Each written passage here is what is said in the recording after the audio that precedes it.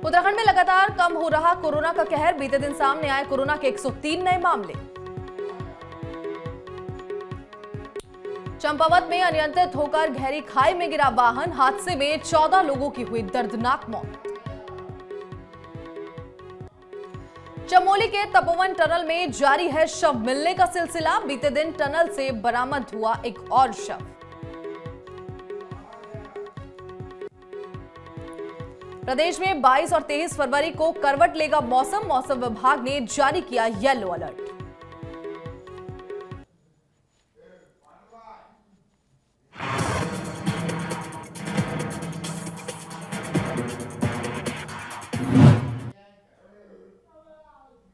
नमस्कार, मैं हूं आपके साथ नैना और आप देख रहे हैं न्यूज 31 उत्तराखंड। अब वक्त हो चुका है उत्तराखंड बुलेटिन का। श्रीनगर में बीते दिन 2 महीनों से वेतन नहीं मिलने के कारण नाराज नगर पालिका ने तहसील पहुंचकर उप जिलाधिकारी अजय वीर सिंह का घेराव किया और सभी कर्मचारियों के हड़ताल पर जाने की बात कही। इस दौरान कर्मचारियों ने कहा कि जब तक उन्हें वेतन नहीं मिलेगा तब तक वो हड़ताल में रहेंगे, जिसकी सारी जिम्मेदारी प्रशासन की होगी। वहीं इस मौके पर नगर पालिका सफाई कर्मी एसोसिएशन के अध्यक्ष राजेंद्र पारसा ने बताया कि 2 महीने से 200 कर्मियों को वेतन नहीं मिला है, जिससे उनके सामने आर्थिक का संकट खड़ा हो गया है। वहीं कर्मियों ने भी कई बार अपनी परेशानी संबंधित अधिकारियों के सामने रखी, लेकिन उसका कोई समाधान नहीं निकला, जिससे उनके सामने अब हड़ताल का ही रास्ता बचा है। 5 तो सफाई कर्मचारी हैं और 50 के करीब बाकी अन्य जो ऑफिस के कर्मचारी वो हैं।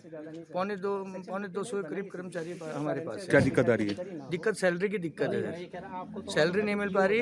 और हमारे बीच में कई तरह के कर्मचारी जिनको 6000, 8000, 9000 का वेतन मिलता है, उनके सामने तो हमेशा दिक्कत बनी रहती है। लेकिन वेतन न मिलने के कारण बहुत ज़्यादा स्थिति खराब हो चुकी है।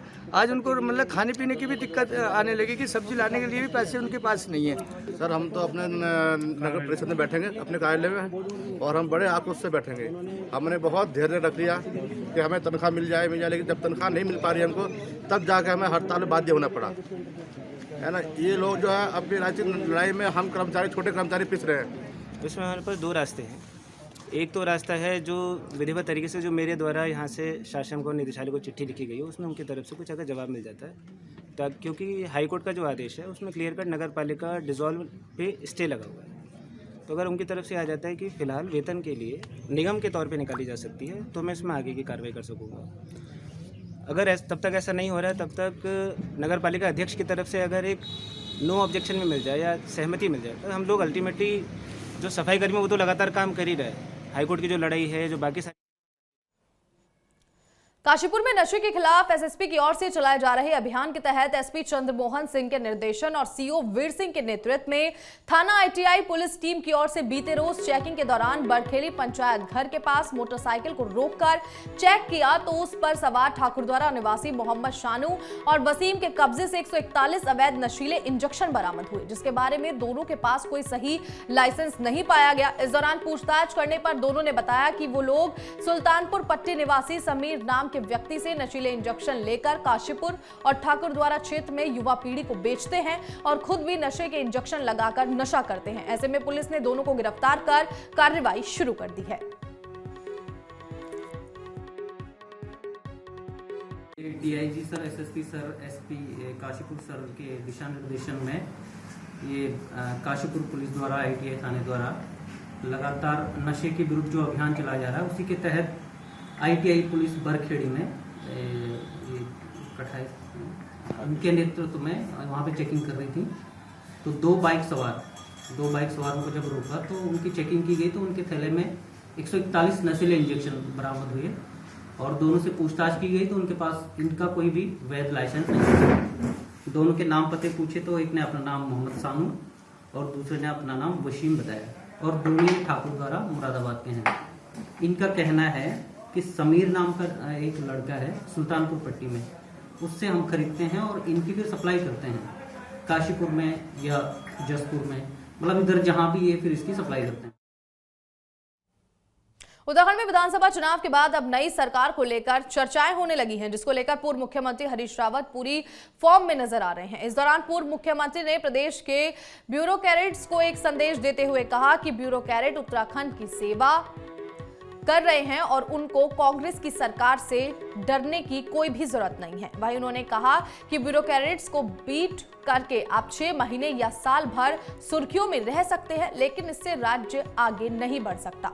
इसलिए आपको ब्यूरोक्रेट्स को अपने साथ लेकर चलना होगा। साथ ही हरीश रावत ने कहा कि अपने कार्यालय के दौरान उन्होंने सब कुछ अपने ऊपर लिया है और अगर केदारनाथ में निर्माण कार्यों में नहीं कहीं कोई कमी है तो वो मेरी जिम्मेदारी है। परिवर्तन चाह रही थी। ये चुनाव हमारे और भाजपा के बीच में तो रहा ही नहीं था।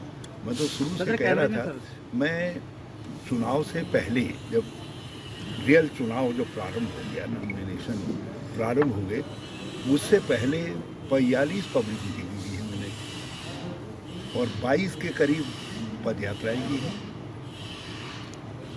22 के करीब पद यात्राएं की हैं। वो आप लगा सकते हैं कि जो है मेरे पास 64 स्थानों का फीडबैक, 64 नहीं भी होंगे जब तो ये हो सकता है कई जगह 2 बार गया हूँ, तो ये लगा करके 60 के आसपास स्थानों का फीडबैक। मैं ये स्पष्ट तौर पर देख रहा था कि लोग जो है परिवर्तन के पक्ष में खड़े हो रहे हैं।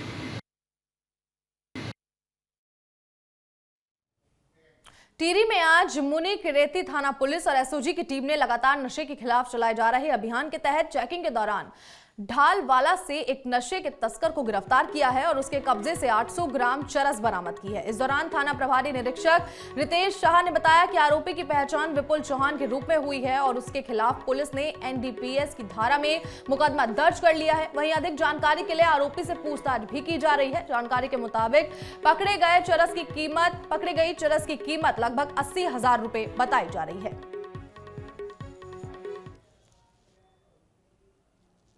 पौड़ी जिले के कोटद्वार में महाशिवरात्रि के मौके पर लाखों शिव भक्तों के नीलकंठ मंदिर में पहुंचने की उम्मीद जताई गई है। वहीं इस साल कोरोना का कहर भी काफी कम है और सरकार की ओर से भी ज्यादातर प्रतिबंध हटा दिए गए हैं। ऐसे में महाशिवरात्रि के मौके पर शिव भक्तों ने कांवड़ लेकर नीलकंठ की ओर रुख करना शुरू कर दिया है। वहीं बीते दिन हजारों शिव भक्त कांवड़ लेकर नीलकंठ में दर्शन के लिए पहुंचे और भगवान नीलकंठ का जलाभिषेक कर हर हर महादेव के जयकारे लगाए। साथ ही भक्तों ने सुख और शांति के लिए पूजा भी की। वहीं दूसरी ओर शिव भक्तों के कांवड़ लेकर नीलकंठ पहुंचने से स्थानीय दुकानदारों के चेहरे भी खिल उठे हैं। बिलासपुर से आए हैं और मेरा नाम विजयपाल है और हम कोविड के चलते हुए अब दर्शन करने के लिए नीलकंठ महाराज जी के आए हैं। तो हमने मनोकामना मांगी थी, इसलिए हम दर्शन के लिए यहाँ पे आए थे। तो हमने दर्शन करे, अच्छा तरीके से दर्शन हुए।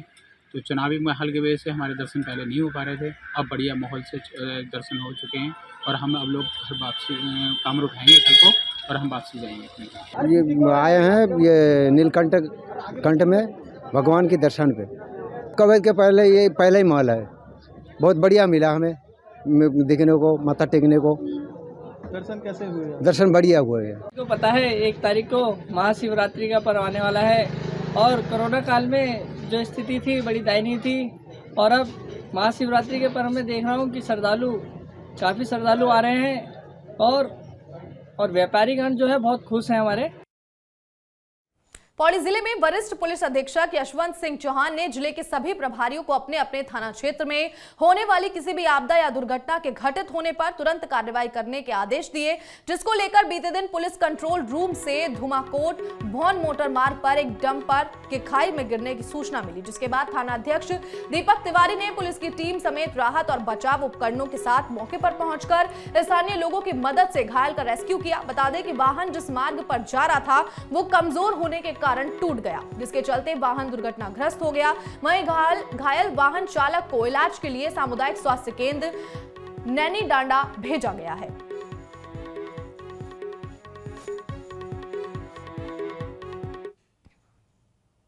उत्तराखंड में कोरोना की तीसरी लहर लगातार कम हो रही है, जिसके चलते राज्य में कोरोना के मामलों में भारी गिरावट दर्ज की गई है। जानकारी के मुताबिक बीते दिन कोरोना के 103 नए मामले सामने आए, जबकि इस बीच कोरोना से 3 मरीजों की मौत भी हुई है, जिसके चलते अब राज्य में कोरोना के एक्टिव मरीजों की संख्या 1069 हो गई है। वहीं बता दें कि राज्य में बीते दिन 626 संक्रमित कोरोना को मात देकर ठीक हुए हैं।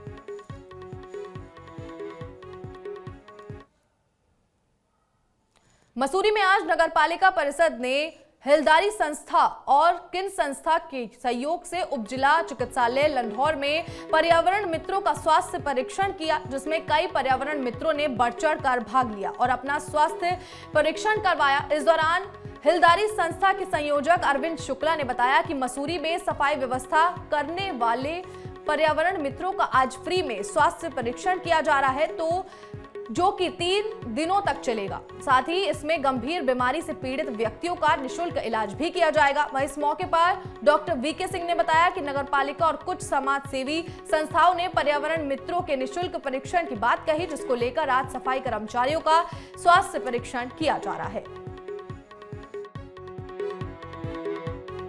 सर, ये 2-3 दिन पहले नगरपालिका से एक चिट्ठी आई थी कि वो ये हिलदारी एक इनका एनजीओ है जो पर्यावरण से और साफ़ सफाई के कर्मचारियों पे बहुत मेहनत कर रहा है।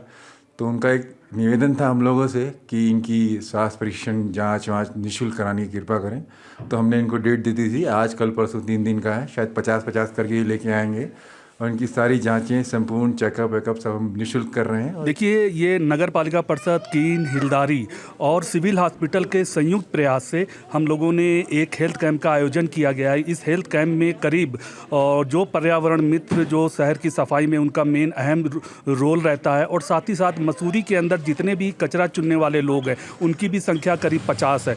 तो 200 लोगों का हम लोग यहाँ पर ये कैंप लगातार 3 हरिद्वार के बीएचईएल में बनाए गए स्ट्रांग रूम की सुरक्षा व्यवस्था को लेकर बीते दिन एसपी क्राइम मनोज कत्याल ने बताया कि मतदान के बाद बनाए गए स्ट्रांग रूम की सुरक्षा व्यवस्था को लेकर कड़े इंतजाम किए गए हैं। साथ ही पुलिस बल की तैनाती भी की गई है। इस दौरान उन्होंने कहा कि स्ट्रांग रूम को सेंसिटिव मानते हुए उसकी सुरक्षा व्यवस्था में किसी भी तरह की कोई कोर कसर नहीं छोड़ी गई है, जिसके चलते 24 घंटे सीसीटीवी कैमरे और पुलिस की निगरानी के बीच स्ट्रांग रूम की देखरेख की जा रही है।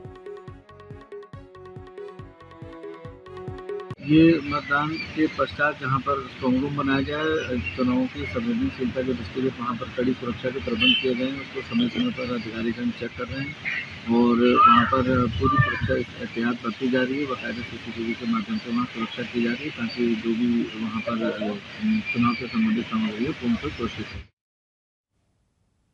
फिलहाल उत्तराखंड बुलेटिन में इतना ही। आप देखते रहिए न्यूज़ 31 उत्तराखंड। नमस्कार।